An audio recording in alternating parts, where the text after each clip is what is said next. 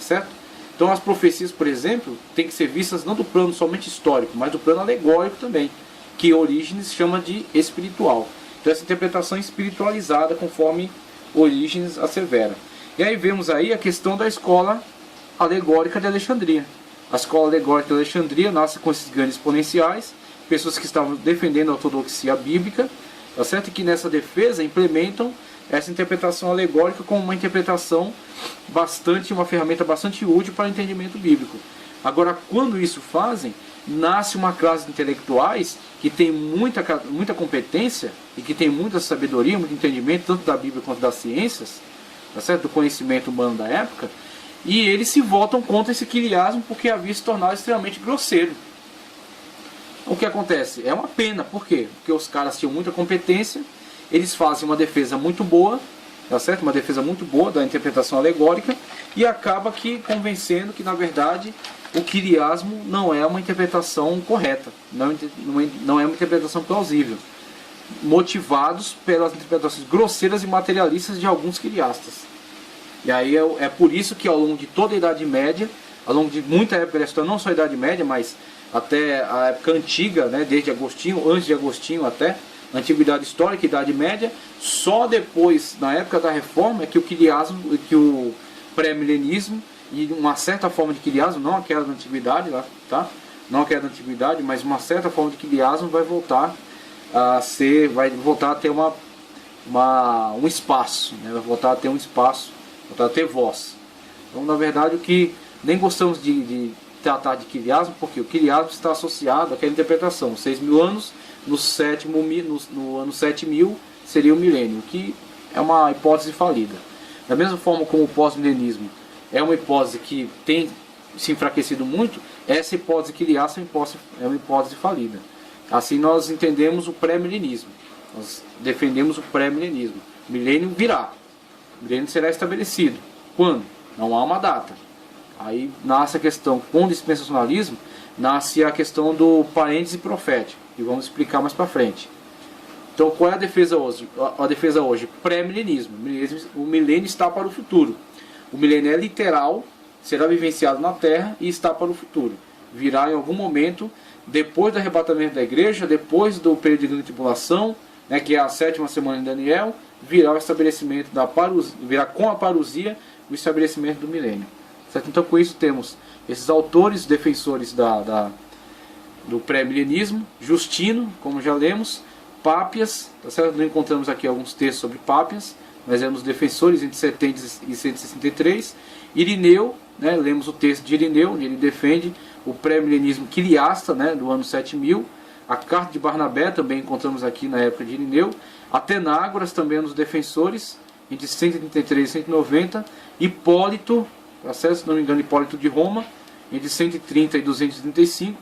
Tivemos alguns defensores desse interregno aí nessa época, mas muito poucos. Essa interpretação ficou muito desprivilegiada.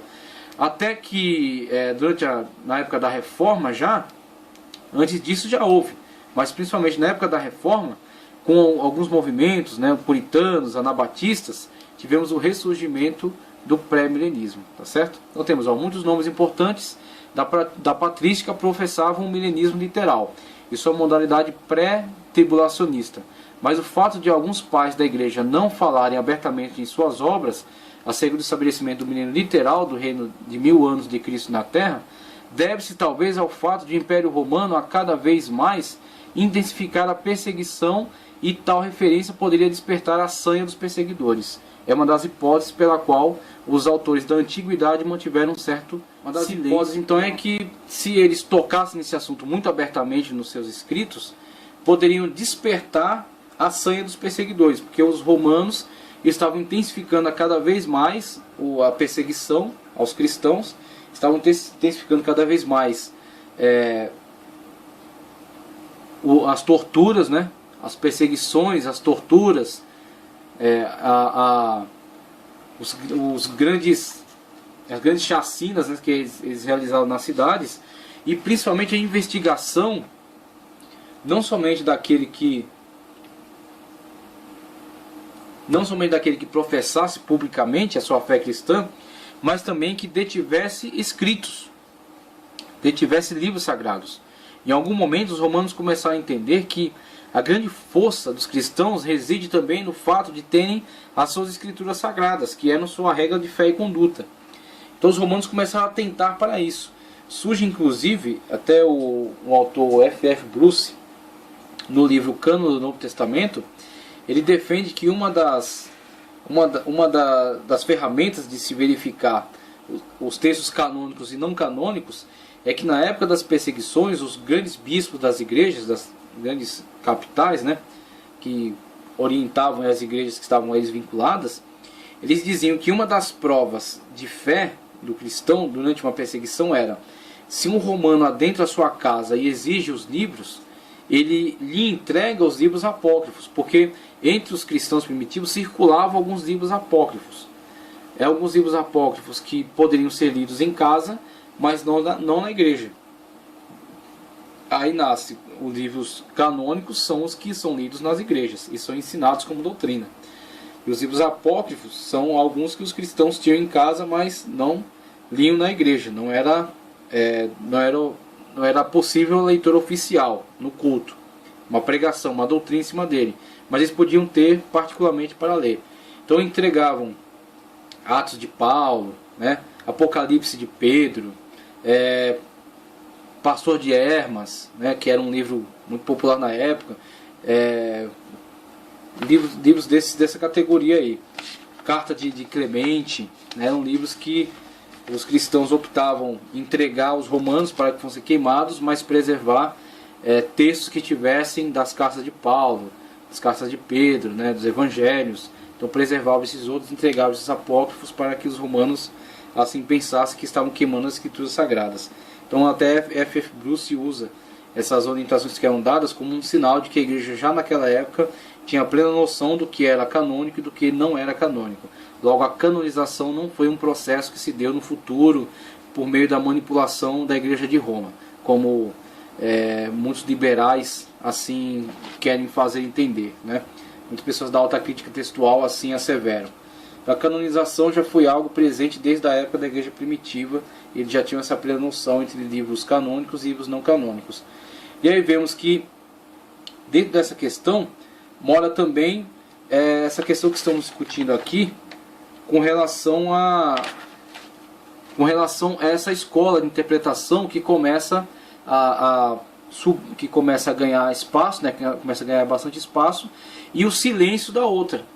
Então uma das questões pela qual podemos entender o silêncio dos quiliastas da época, por que eles não defendiam enfaticamente a sua doutrina e acabaram cedendo espaço a essas interpretações grosseiras e materialistas, que foram atacadas justamente pelo amilenismo, que as atacou com muita justiça, né, que eliminou-as de uma forma bastante correta, tinham que fazer isso mesmo. Um dos fatos dos quiliastas sérios não se manifestarem tão abertamente sobre o seu ponto de vista era para não atrair mais ainda a atenção dos perseguidores.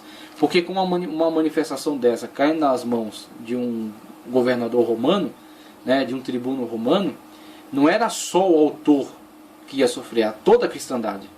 Então o problema não é a questão do autor sofrer a perseguição. O problema é ele expor toda a sua comunidade a uma perseguição por causa de uma afirmação. Então se muitos quiliastas, muitas pessoas que escreviam outros textos na época, também nos seus textos fizessem menção a um reino literal de Cristo na terra, logo um tribuno romano, um governador romano, um general romano, lendo esse tipo de afirmativa, ele ia pensar: eles estão planejando uma revolta. Eles estão planejando uma sedição. Em breve eles levantam aí um representante que eles vão dizer que é o Cristo, e esse cara vai querer derrubar o Império Romano. E os cristãos numerosos como eram, se surgir um cara que unificar toda essa gente aí e partir para a guerra, vai arrumar problema. Então o que acontece? Para evitar esse tipo de pânico, de caos, muitas das vezes muitos desses quiliastas silenciavam sobre a sua crença, não redigiam isso num texto, né? Não imprimiam isso no texto, mas pregavam aí, propagavam essa interpretação pelas igrejas, né? Como vimos aí, a carta de Barnabé deixa isso muito claro, que isso é uma doutrina já há muito tempo, isso é uma doutrina bastante difundida no meio cristão. Continuando aqui, diz: nas igrejas ocidentais o quirismo prevaleceu por muito tempo, apesar de não ser universalmente aceito. O quirismo continuou até os tempos de Agostinho. Daí para frente sua influência foi bastante reduzida, devido ao fato das ideias agostinianas. A princípio, o próprio Agostinho afirmava o milenismo. Só mais tarde, quando ele reformulou os conceitos apocalípticos, é que ele passou a espiritualizar as profecias e passou do milenismo para o amilenismo e talvez para o pós-milenismo, tendo em vista que os dois conceitos são bastante idênticos. Então, só consultar o vídeo que nós falamos atrás sobre o amilenismo e seus defensores, temos a leitura do texto da Cidade de Deus de Santo Agostinho, quando ele defende o seu conceito amilenista. E aí existe um debate entre amilenistas e pós-milenistas. Os pós-milenistas dizem que, na verdade, Agostinho estava defendendo o pós-milenismo. Os amilenistas dizem que não. Na verdade, aquilo é uma defesa do amilenismo. Eu entendo que, na verdade, Agostinho estava de fato defendendo o amilenismo. O amilenismo ele é anterior ao pós-milenismo. O amilenismo nasce primeiro com um caráter antiquiriasta. E desse antiquiriasta nasce a proposta amilenista, que é a leitura alegorizante da Bíblia, já defendida anteriormente por Orígenes, conforme eu li aqui no livro dele, Contra Celso. Tá, ok? Então, na verdade, Agostinho está muito mais próximo do amilenista do que do pós-milenista. Eu acho que, na verdade, a sua mudança de interpretação escatológica nasce, na verdade, de uma apologia contra esse quirismo aloprado, como estamos dizendo aqui, né? Esses caras que exageraram na dose aí. Então, continuando no quadro, temos, como mencionado, com o passar do tempo, algumas alas passaram a desenvolver uma visão exagerada acerca da vida regalada no milênio literal, o que levou teólogos importantes como Agostinho a abdicar dessa visão em função do amilenismo.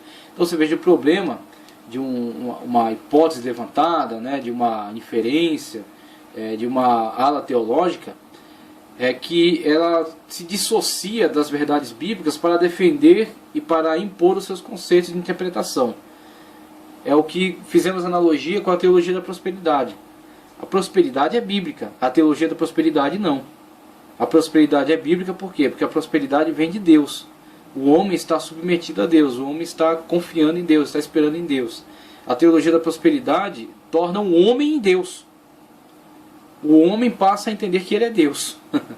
O homem passa a entender que ele tem direitos sobre Deus. O homem passa a entender que o seu dízimo deixa Deus amarrado a si. Deus está comprometido. Deus está, aliás, está obrigado. Veja só o absurdo. Deus está obrigado porque alguém entregou o dízimo. Onde que Deus se vê obrigado a alguma coisa? E onde que o dízimo passou a ser uma forma de manipulação? Manipulação de Deus. Os caras ficaram loucos. Eles perderam a noção. Eles são os quiriastas da prosperidade. A mesma aberração que os quiriastas produziram com relação ao plano escatológico na época deles, ao fazer a leitura extremamente materialista, certo? Uma leitura grosseira e materialista, é a mesma coisa que os neopentecostais, talvez até alguns pentecostais, fizeram com relação a esta doutrina da prosperidade. Essa questão da questão da prosperidade bíblica. Eles pegaram essa questão da prosperidade bíblica e transformaram ela num monstro, chamado teologia da prosperidade. Então, uma coisa é falar de prosperidade bíblica, outra coisa é falar de teologia da prosperidade. A teologia da prosperidade não é bíblica, tá certo? Porque ela se impõe sobre a Bíblia e se impõe sobre conceitos fundamentais da Bíblia, como por exemplo a autoridade de Deus. Deus ele é onipotente. Tudo que atenta contra a autoridade de Deus sai da sua onipotência. Então Deus é onipotente. Deus é onipotente, não há como nós obrigarmos Deus a nada. Não há como obrigarmos Deus a nada. Se algum dia pudermos obrigar Deus a alguma coisa, não é o verdadeiro Deus. É Baal, porque Baal sim era manipulável. Baal era manipulável. Os cultos de sexualidade dos cananeus eram uma forma de manipulação de Baal, né? Os sacrifícios eram uma forma de manipulação de Baal. Era um Deus manipulável. Então o Deus que se deixa manipular não é Deus, é Baal. O Deus verdadeiro não é possível ser manipulado por nada, por sacrifícios, por jejuns, por nada. Deus não é manipulável. O que acontece? A mesma coisa vê-se aí já na antiguidade com relação aos quiristas. Os caras começaram a implementar uma visão grosseira e materialista e foram justamente atacados pelos amilenistas, tá certo? Então agora o que resta é uma visão depurada pela história, uma visão que foi purificada desses excessos, que é o pré-milenismo, defendido dentro das alas pré-tribulacionista, mid-tribulacionista e pós-tribulacionistas ou pré-milenismo histórico, tá ok? Esta visão passou toda a Idade Média desprezada. Essa visão passou toda a Idade Média desprezada, quase esquecida, quando então foi renovada por teólogos da época da Reforma já, mas principalmente os pentecostais que quase em sua totalidade abraçam essa interpretação. Então vimos aí na época da Reforma, ao longo da história, né, dentro da Idade Média, houveram, né, alguns defensores, mas poucos e com pouca expressão. Mas aí na época da Reforma surge a grande Reforma Protestante, que estamos comemorando aí seus 500 anos agora em outubro, né, para a glória de Deus, que a igreja continue sempre numa constante reforma. Conforme uma palestra que eu vi, uma palestra muito boa no projeto Agir, um homem que o sobrenome dele é Bitum, eu não me lembro agora o primeiro nome dele, mas ele fala que a igreja tem que estar em constante reforma. A reforma é uma constante dentro da igreja. Então a igreja não tem que fazer memória de uma reforma passada, a igreja tem que viver em reforma.